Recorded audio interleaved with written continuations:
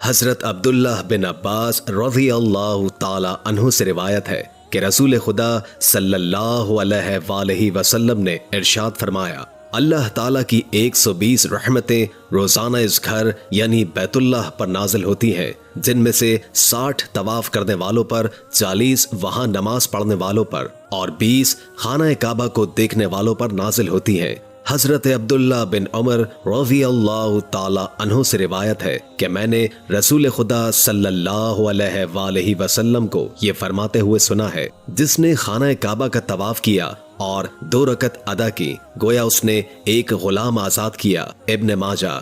حضرت عبداللہ بن عباس رضی اللہ تعالی عنہ سے روایت ہے کہ نبی کریم صلی اللہ علیہ وآلہ وسلم نے ارشاد فرمایا، حجر اسود کو اللہ تعالی قیامت کے دن ایسی حالت میں اٹھائیں گے کہ اس کی 2 آنکھیں ہوں گی جن سے وہ دیکھے گا، اور زبان ہوگی جن سے وہ بولے گا، اور گواہی دے گا اس شخص کے حق میں جس نے اس کو حق کے ساتھ بوسہ لیا ہو۔ ترمذی۔ ابن ماجہ۔ حضرت عبداللہ بن عمر رضی اللہ تعالی عنہ سے روایت ہے کہ میں نے رسول اللہ صلی اللہ علیہ وآلہ وسلم کو یہ فرماتے ہوئے سنا ہے، ان دونوں پتھروں حجر اسود اور رکن یمانی کو چھونا گناہوں کو مٹاتا ہے۔ ترمذی۔ حضرت ابو ہریرہ رضی اللہ تعالی عنہ سے روایت ہے کہ حضور نبی کریم صلی اللہ علیہ وآلہ وسلم نے ارشاد فرمایا، رکن یمانی پر 70 فرشتے مقرر ہیں، جو شخص وہاں جا کر یہ دعا پڑھے، اللہم انی اسألک العفو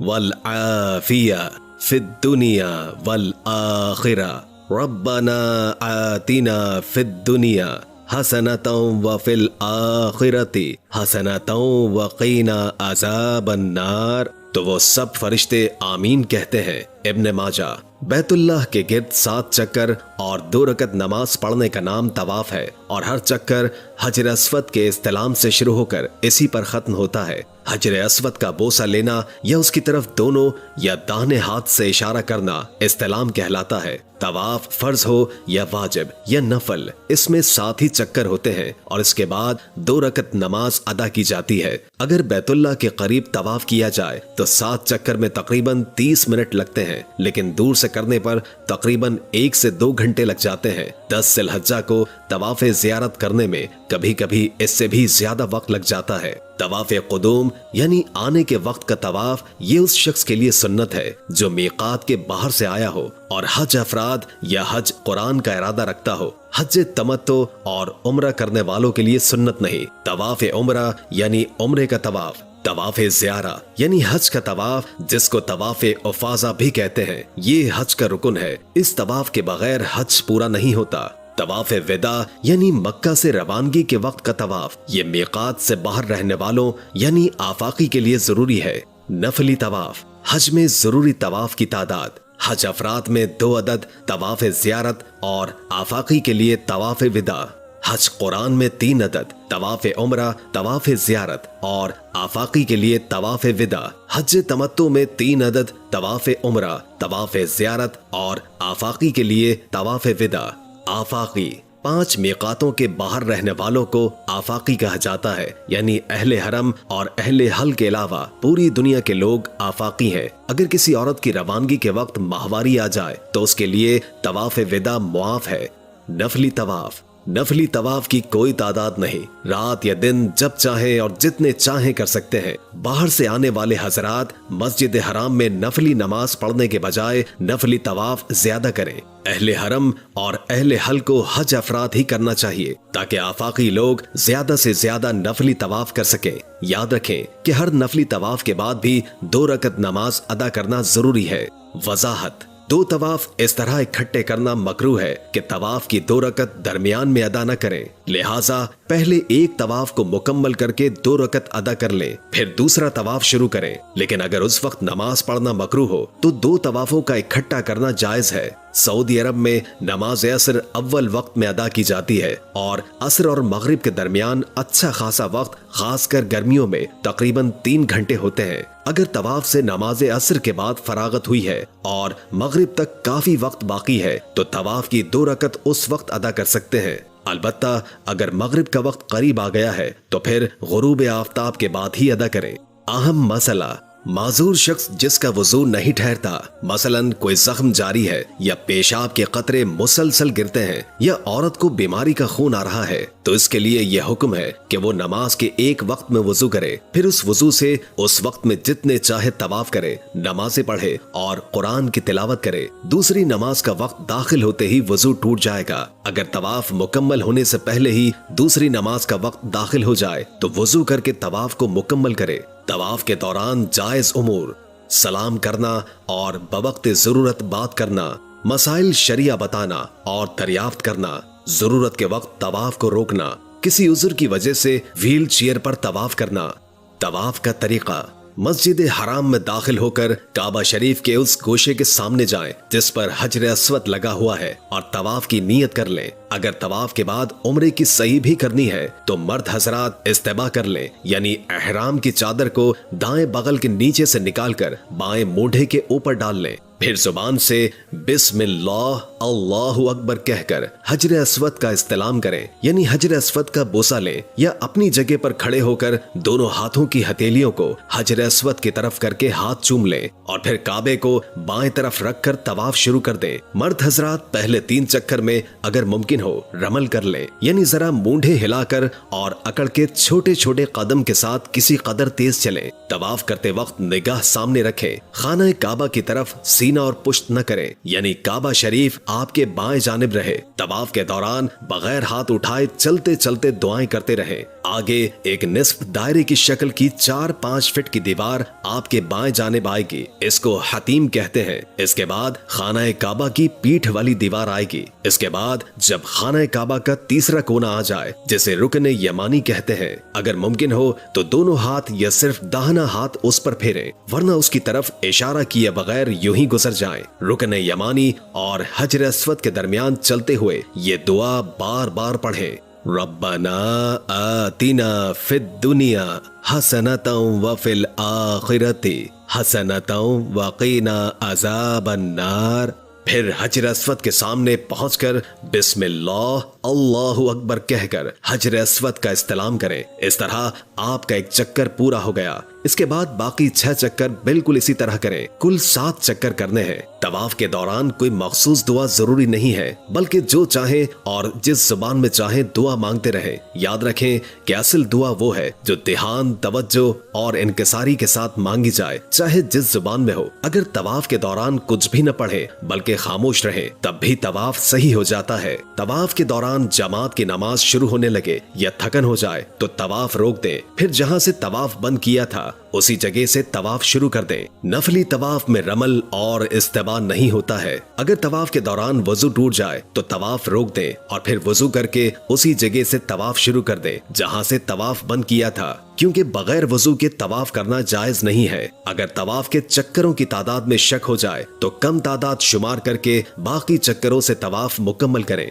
مسجد حرام کے اندر اوپر یا نیچے یا مطاف میں کسی بھی جگہ سے طواف کر سکتے ہیں۔ طواف حتیم کے باہر ہی سے کریں۔ اگر حتیم میں داخل ہو کر طواف کریں گے تو وہ معتبر نہیں ہوگا۔ اگر کسی عورت کو طواف کے دوران حیض آ جائے تو فوراً طواف کو بند کر دے اور مسجد سے باہر چلی جائے۔ خواتین طواف میں رمل یعنی اکڑ کر چلنا نہ کریں، یہ صرف مردوں کے لیے ہے۔ طواف زیارت حج کا طواف کا وقت 10 ذی الحجہ سے 12 ذی الحجہ کے غروب آفتاب تک ہے۔ بعض علماء نے 13 ذی الحجہ تک کا وقت تحریر کیا ہے۔ ان ایام میں اگر کسی عورت کو ماہواری آتی رہے تو وہ طواف زیارت نہ کرے بلکہ پاک ہونے کے بعد ہی کرے۔ 2 رکعت نماز: طواف سے فراغت کے بعد مقام ابراہیم کے پاس آئیں۔ اس وقت آپ کی زبان پر یہ آیت ہو تو بہتر ہے: وَاتَّخِذُوا مِن مَقَامِ إِبْرَاهِيمَ مُصَلًّى۔ اگر سہولت سے مقام ابراہیم کے پیچھے جگہ مل جائے تو وہاں، ورنہ مسجد حرام میں کسی بھی جگہ طواف کی 2 رکعت واجب ادا کریں۔ طواف کی 2 رکعت کو طواف سے فارغ ہوتے ہی ادا کریں، لیکن اگر تاخیر ہو جائے تو کوئی حرج نہیں۔ طواف کی ان 2 رکعت کے متعلق نبی کریم صلی اللہ علیہ وآلہ وسلم کی سنت یہ ہے کہ پہلی رکعت میں سورہ کافرون اور دوسری رکعت میں سورہ اخلاص پڑھی جائے۔ ہجوم کے دوران مقام ابراہیم کے پاس طواف کی 2 رکعت نماز پڑھنے کی کوشش نہ کریں، کیونکہ اس سے طواف کرنے والوں کو تکلیف ہوتی ہے، بلکہ مسجد حرام میں کسی بھی جگہ ادا کر لیں۔ صحیح صفا و مروہ کے درمیان 7 چکر لگانے کو سعی کہا جاتا ہے۔ سعی کی ابتدا صفا سے اور انتہا مروہ پر ہوتی ہے۔ حجر اسود کے سامنے سے ہی صفا کے لیے راستہ جاتا ہے۔ طواف سے فراغت کے بعد زمزم کا پانی پی کر صفا پہاڑی پر چلے جائیں۔ صفا و مروہ 2 پہاڑیاں تھیں جو ان دنوں حجاج کرام کی سہولت کے لیے تقریباً ختم کر دی گئی ہیں، جن کے درمیان حضرت ہاجرہ علیہ السلام نے اپنے پیارے بیٹے حضرت اسماعیل علیہ السلام کے لیے پانی کی تلاش میں 7 چکر لگائے تھے۔ اور جہاں مرد حضرات تھوڑا تیز چلتے ہیں، یہ اس زمانے میں صفا مروہ پہاڑیوں کے درمیان ایک وادی تھی جہاں سے ان کا بیٹا نظر نہیں آتا تھا، لہٰذا وہ اس وادی سے تھوڑا تیز دوڑی تھی۔ حضرت ہاجرہ علیہ السلام کی اس عظیم قربانی کو اللہ تعالیٰ نے قبول فرما کر قیامت تک آنے والے تمام مرد حاجیوں کو اس جگہ تھوڑا تیز چلنے کی تعلیم دی، لیکن شریعت اسلامیہ نے صنف نازک کے جسم کی نزاکت کے مد نظر اس کو صرف مردوں کے لیے سنت قرار دیا۔ سعی کا ہر چکر تقریباً 395 میٹر لمبا ہے، یعنی 7 چکر کی مسافت تقریباً 3.25 کلومیٹر بنتی ہے۔ نیچے کی منزل کے مقابلے میں اوپر والی منزل پر ازدحام کچھ کم رہتا ہے۔ حج میں ضروری سعی کی تعداد: حج افراد میں 1 عدد صرف حج کی، حج قرآن میں 2 عدد، 1 عمرے کی اور 1 حج کی۔ بعض علماء نے کہا ہے کہ حج قرآن میں 1 سعی بھی کافی ہے۔ حج تمتع میں 2 عدد، 1 عمرے کی اور 1 حج کی۔ نفلی سعی: نفلی سعی کا کوئی ثبوت نہیں ہے۔ سعی کے بعض احکام: سعی سے پہلے طواف کا ہونا، صفا سے سعی کی ابتدا کر کے مروہ پر 7 چکر پورے کرنا، صفا پہاڑی پر تھوڑا چڑھ کر قبلہ رخ کھڑے ہو کر دعائیں کرنا، مردوں کا سب ستونوں کے درمیان تھوڑا تیز تیز چلنا، مروہ پہاڑی پر پہنچ کر قبلہ رخ کھڑے ہو کر دعائیں مانگنا، صفا اور مروہ کے درمیان چلتے چلتے کوئی بھی دعا بغیر ہاتھ اٹھائے مانگنا یا اللہ کا ذکر کرنا یا قرآن کریم کی تلاوت کرنا۔ سعی کے دوران جائز امور: بلا وضو سعی کرنا، اسی طرح خواتین کا حالت ماہواری میں سعی کرنا، سلام کرنا اور گفتگو کرنا، ضرورت پڑنے پر سعی کا سلسلہ بند کرنا، کسی عذر کی وجہ سے ویل چیئر پر سعی کرنا۔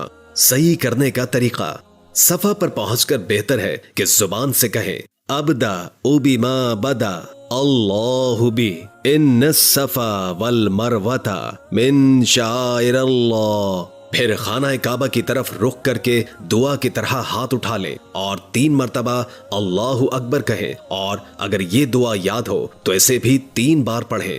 لا الہ الا اللہ وحدہ لا شریک لہ لہ الملک ولہ الحمد وہو علی کل شیء قدیر۔ لا الہ الا اللہ وحدہ انجز وعدہ ونصر عبدہ والحزم الاحزاب وحدہ۔ اس کے بعد کھڑے ہو کر خوب دعائیں مانگے۔ یہ دعائیں قبول ہونے کا خاص مقام اور خاص وقت ہے۔ دعاؤں سے فارغ ہو کر نیچے اتر کر مروہ کی طرف عام چال سے چلیں، بغیر ہاتھ اٹھائے دعائیں مانگتے رہیں یا قرآن کی تلاوت کرتے رہیں۔ سعی کے دوران بھی کوئی خاص دعا لازم نہیں، البتہ اس دعا کو خاص طور پر پڑھتے رہیں: رب اغفر وارحم وتجاوز عما تعلم انک انت العز الکرم۔ جب سب ستونوں جہاں ہری ٹیوب لائٹیں لگی ہوئی ہیں کے قریب پہنچے تو مرد حضرات ذرا دوڑ کر چلیں۔ اس کے بعد پھر ایسے ہی ہرے ستون اور نظر آئیں گے، وہاں پہنچ کر دوڑنا ختم کر دیں اور عام چال سے چلیں۔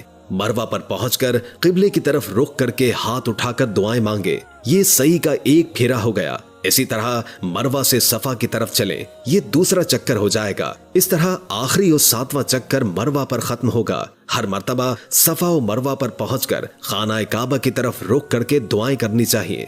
سعی سے متعلق چند مسائل: سعی کے لیے وضو کا ہونا ضروری نہیں، البتہ افضل و بہتر ہے۔ حیض، ماہواری اور نفاس کی حالت میں بھی سعی کی جا سکتی ہے، یعنی اگر کسی عورت کو طواف سے فراغت کے بعد ماہواری آ جائے تو وہ سعی ناپاکی کی حالت میں بھی کر سکتی ہے، لیکن اس کو چاہیے کہ وہ سعی سے فراغت کے بعد مروہ کی جانب باہر چلی جائے، مسجد حرام میں داخل نہ ہو۔ البتہ طواف حالت حیض یا نفاس کی حالت میں نہ کرے، بلکہ مسجد حرام میں بھی داخل نہ ہو۔ طواف سے فارغ ہو کر اگر سعی کرنے میں تاخیر ہو جائے تو کوئی حرج نہیں۔ سعی کا طواف کے بعد ہونا شرط ہے، طواف کے بغیر کوئی صحیح معتبر نہیں، خواہ عمرے کی صحیح ہو یا حج کی۔ صحیح کے دوران نماز شروع ہونے لگے یا تھک جائیں تو صحیح روک دیں، پھر جہاں سے صحیح روکی تھی اسی جگہ سے دوبارہ شروع کر دیں۔ اگر صحیح کے چکروں کی تعداد میں شک ہو جائے تو کم تعداد شمار کر کے باقی چکروں سے صحیح مکمل کریں۔ خواتین صحیح میں سب ستونوں جہاں ہری ٹیوب لائٹیں لگی ہوئی ہیں کے درمیان مردوں کی طرح دوڑ کرنا چلیں۔